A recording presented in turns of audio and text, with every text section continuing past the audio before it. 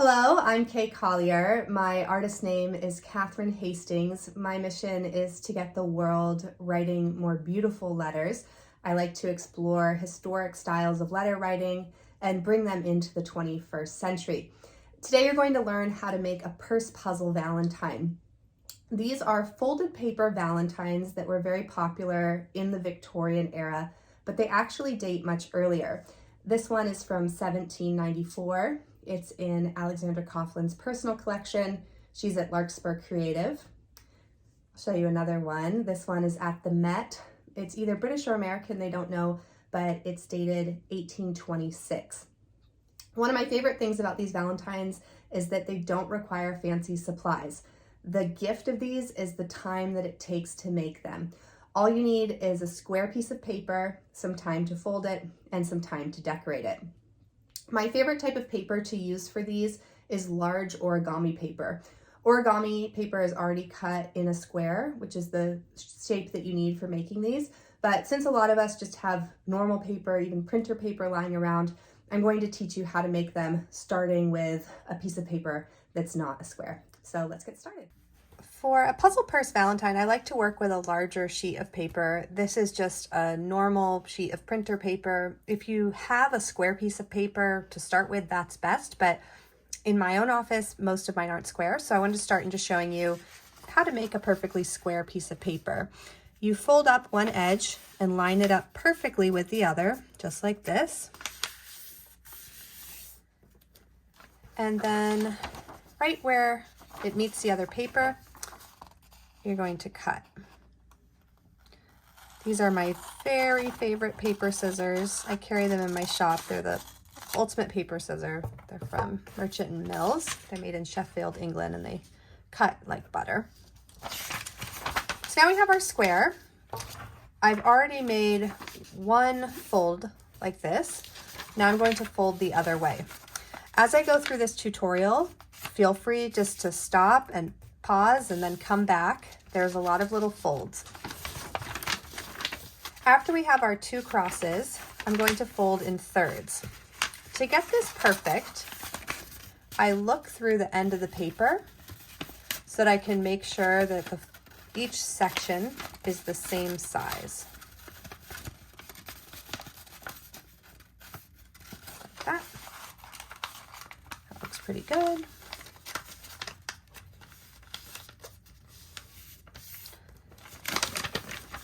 We have this, and now we're going to fold it in thirds the other direction. Fold it like this. I'm doing this pretty quickly, but I'd say when you first start doing it, the slower you go, the better, because the more precise you are, the better it's going to look.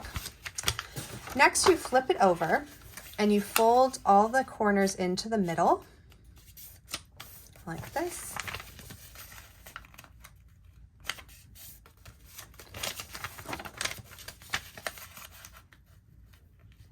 That. And like this. Okay. Then you flip it back over. This is the most difficult part. Every time I make these, no matter how many times I've done it, I always struggle a little bit. So if you struggle with it, don't worry, just keep going and trust the process. It will come together. I'm going to start folding in the corners on each other like this. All of them folding towards the center. And I'm going to start imagining kind of a pinwheel shape.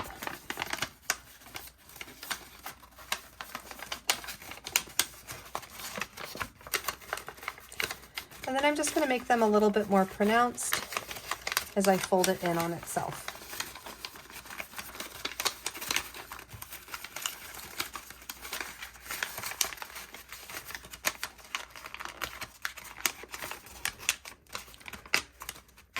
Easy way to do this is to line the edge of each fold up with the square so that it's nice and clean.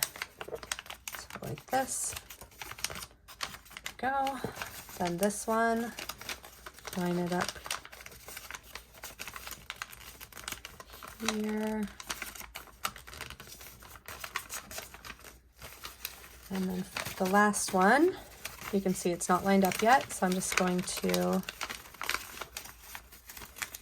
that one straight and then line this one up with it here. Okay, so it took a little bit of finagling to get there, but again, if you stick with it, it'll get there. And this is the easiest part. Once you have your pinwheel shape, you fold down each side. I like to just go counterclockwise. And then on your last one, you tuck it in like that. Once you have it in its perfect shape, you can make the edges a little more creased. And now you're ready to start decorating. I recommend starting to decorate from the outside and then go in. And as you do that, you'll see which parts you've decorated, where there's maybe a corner that matches up here, but this spot would be blank. So it's really easier just to get it all folded first and then decorate from the outside in. This is a blank puzzle purse Valentine, which I made from red origami paper.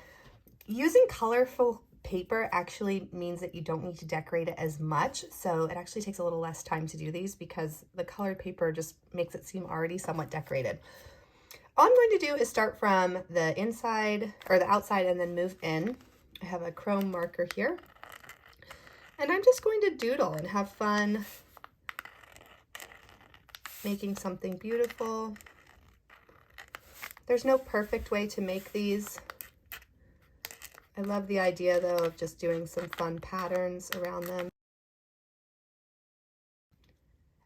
Now that I have the first layer of the outside decorated, I'm going to unfold it and decorate the next layer. First, finishing up the flaps.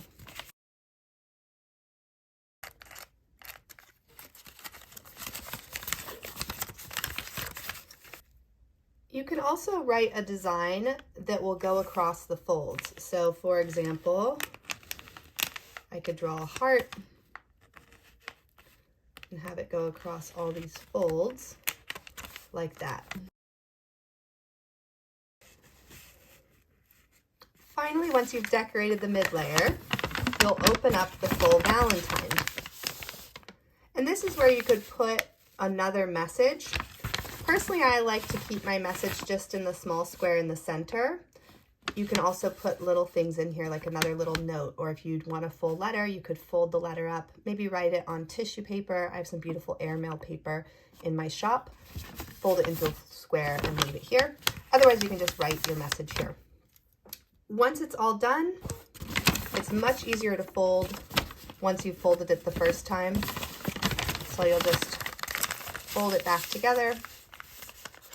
And you want to have it folded in the way that you want them to read it. So mine, I said, roses are red, violets are blue, you will forever be my boy, I love you. This is to my son. Because I want this red last, I fold it first as I'm folding it all back up. And then I tuck it in. So when he goes to open it, the first thing he'll see is roses are red. And on this part, you could just write who it's to, or you could do another little piece of artwork. In this case, it's to my son.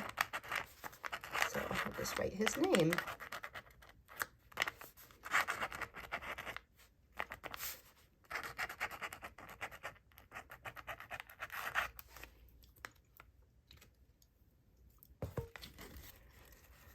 I hope you find these as fun as I do, and of course, if you make them, please be sure to share. Tag me on Instagram at Kathryn Hastings Co. I would love to see your artwork and hear what you think of this tutorial. Thanks.